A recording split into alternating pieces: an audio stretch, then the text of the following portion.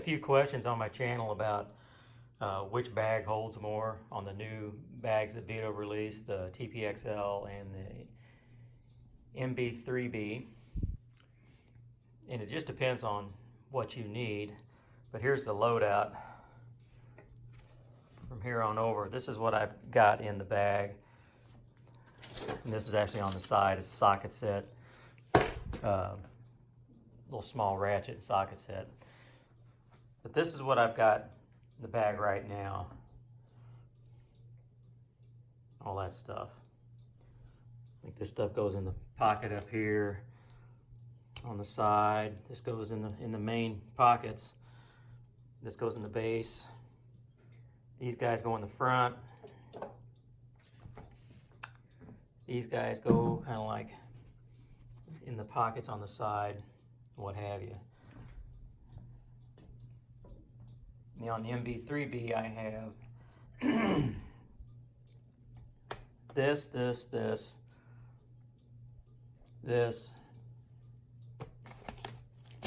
and all of these.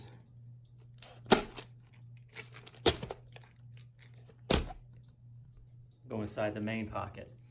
Now the main pocket doesn't have very much storage. I mean, you've got like this, I've got zip ties in here, but it's pretty much just basic big storage, big room. So organization, you know, you're gonna get your meters in there, and then I got the boxes going here, and then I stack some stuff on top of it. But organization is not as, on the inside, there's just not a lot of pockets for that. It's not what it's made for.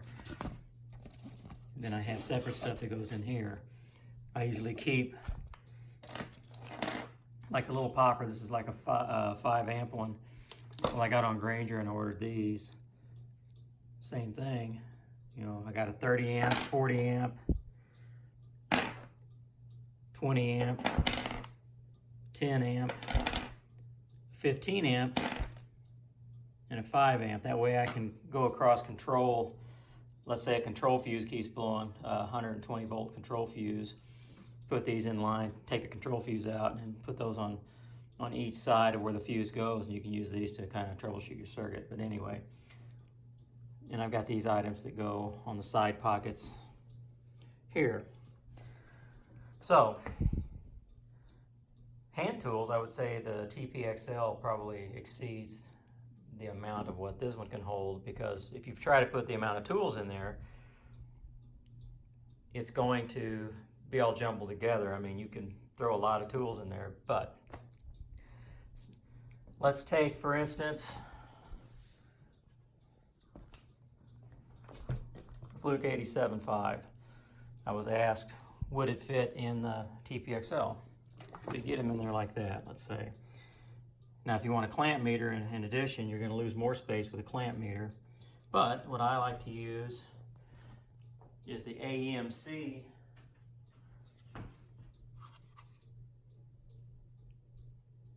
current probe. It's got the ends like that, so I use the Fluke ends that come off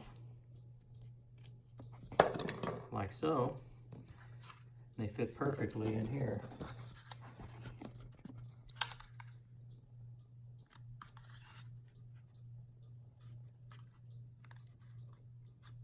Fit right in there. Then you turn it to milliamps on your meter, and then you move the lead over to the milliamp port on your meter, and it reads. It's just as accurate as any amp clamp. There's no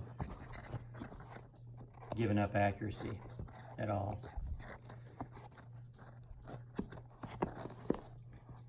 And honestly, in my Daikin bag, that's what I have. I have this as my amp clamp.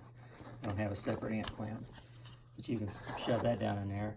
So how many hand tools could you get in with a big meter like this? Well, let's say you're gonna want some screwdrivers. So let's put the screwdrivers back in there.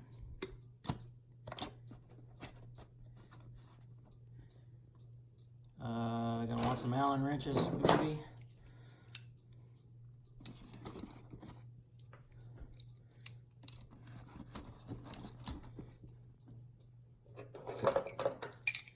Want a small set of wrenches like this.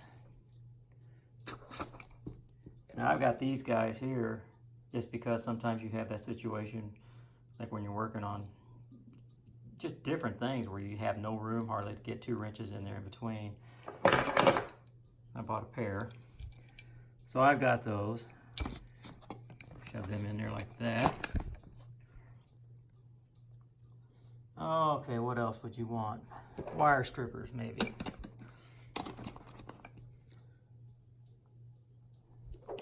Maybe a service wrench. I can go on the side. I always take these guys, 1/4 inch to 3/8. They come in real handy. They can go in pocket right here. Maybe a scale just for when you want to measure some tight stuff. Little guy like right there.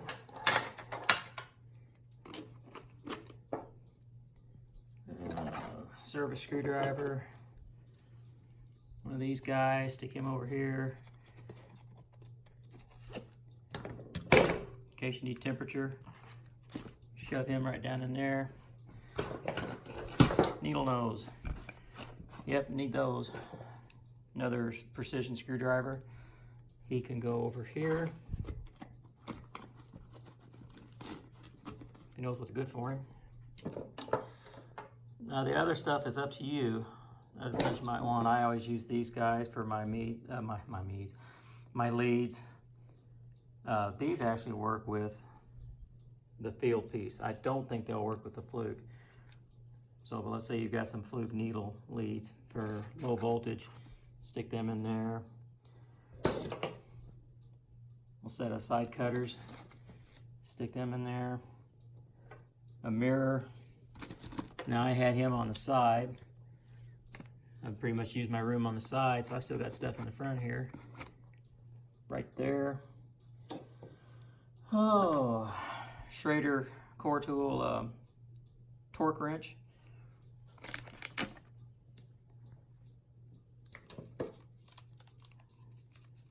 And this is my Milwaukee screwdriver, model number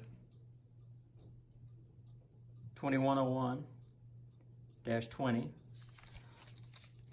Uses a 4-volt battery. Very low torque, not very much power behind it at all. It's just for getting screws in and out of the panel. That's all it's for. It's not going to drive a screw in or anything like that. Now if we're lucky, you'll fit right there. You can put more of your stuff in here, the things like, you know, the screws and some jumpers. If you shut it, and there you go. So you can fit an 87.5 in there pretty easy.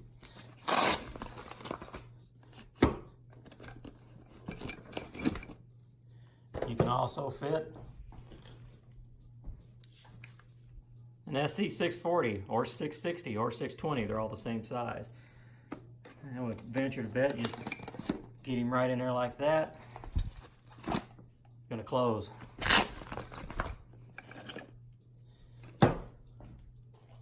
Say you got a 116, you know, that size meter. Well, he's gonna go in there pretty easy. Use the fluke leads that I got on this guy right here. That amp clamp will work with it too, I believe. Nope, I'm wrong. This does not have the milliamp reading on it, so I apologize, I'm wrong on that.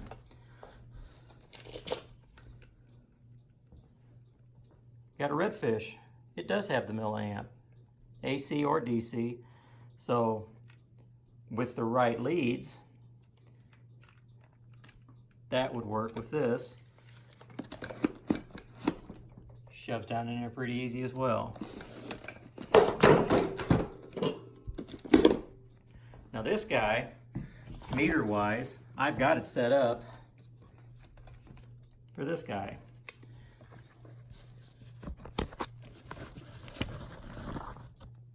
And I've also got my AMP 320 amp probe I use this for all electrical startups on Daikin rooftop equipment, all Daikin rooftop equipment.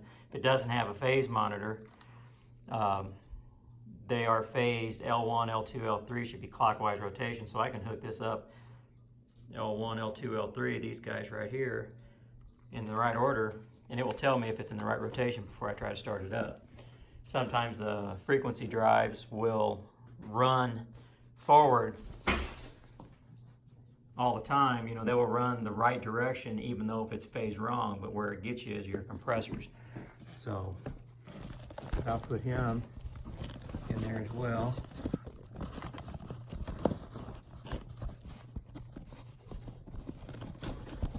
All right. And I just got these the other day. I was using these guys here for my all my terminals and things. And I went ahead and got these. I did a measurement of what I needed. I needed 4 inches across. And I thought I was only going to get like a couple of these in here. By golly, once I got everything set up, come on, focus. There we go. Got it all set up. Oh, fit like a glove. So myself, I like doing that. Then I got this. Got all my insulated screwdrivers that I need.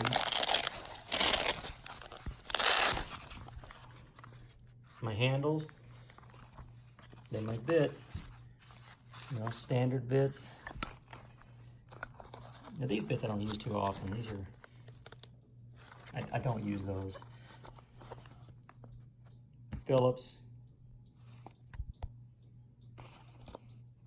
Torx. Then the special bits here. You know, you see some of those screws that look like they could do a standard or a Phillips. Well, this is kind of what that guy will do. But I have him all rolled up. Throw him in there. And for whatever reason, I feel I might need a socket in a ratchet set, small one. So I wanted to get one that had a metal case, so I found this on Amazon, made by SupaTool. Because the blow molded cases are really a lot fatter and bigger, where this is more compact and fits a lot more. So I slip him in there. Slip him right there, and I can zip him up. Then I put all this assorted stuff in here. And this guy sits kind of like right here. This is the M500 Subco. It's just kind of like the idiot Megger. I mean, if it's I think the lowest light is like 20 million ohms. So I've got a Reed megometer that, like, for scroll compressors and stuff, if I really want to check it out, I'll use it. But this one, pretty much I have found that if I look at a Daikin compressor on a VRV and it redlines automatically, it doesn't even try, you know, usually the thing is bad. Then you get your meter out and it's like, oh yeah. I mean, you check it out with your meter and it's usually grounded. But it's one of those things where if it starts to light up the tree a little bit, it goes from red and tries to go to yellow a little bit, then you know it's probably good and your oil is probably giving you, you know, the lower reading. But anyway, that's how I've got this set up for that. So what about other meters? How would it do? Well, let's take these meters out. Put this guy in here, see how he fits.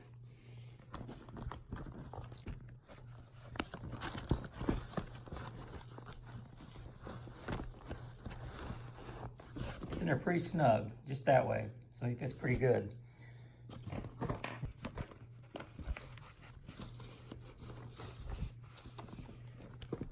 That way pretty good too. This guy's gonna lay in there like that.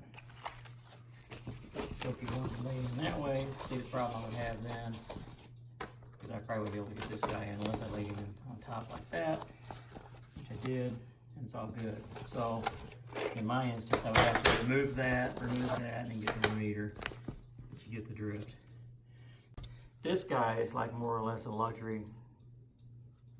You know, the reason I have it is because I'm wanting to check rotation. That's all he really serves the purpose for, because when I check resistance, this guy only goes to 60,000 ohms, and some thermistors, you know, might have 150,000 ohms. So when you put this on there, it says open line, makes you think you got a bad thermistor.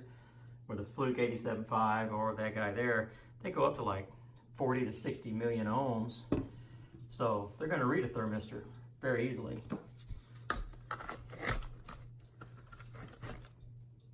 There you go.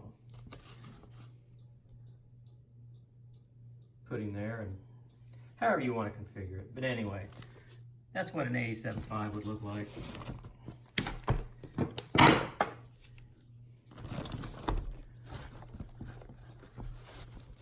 And yes, that'll fit. Plenty of room on top. So that's what I wanted to show you. I wanted to kind of show you a loadout. I wanted to show you with different meters, with, you know, the screw gun. Now if you use, these guys take up a lot of real estate. If you don't have a meter in there, you want to pop one in there like so. You can do that. If you had a small meter, which is why I've got this one, serves all my purposes that I need.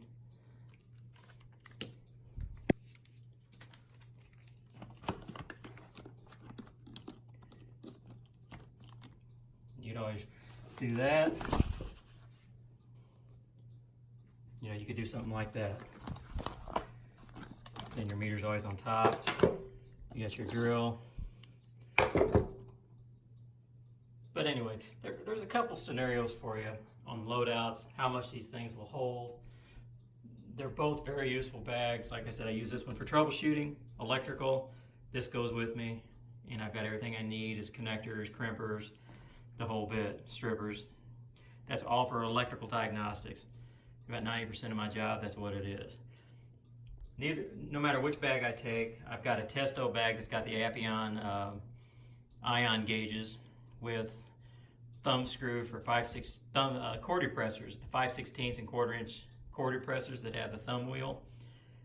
I have that Testo kit, the old Testo case that used to be with the smart probes, the real small one.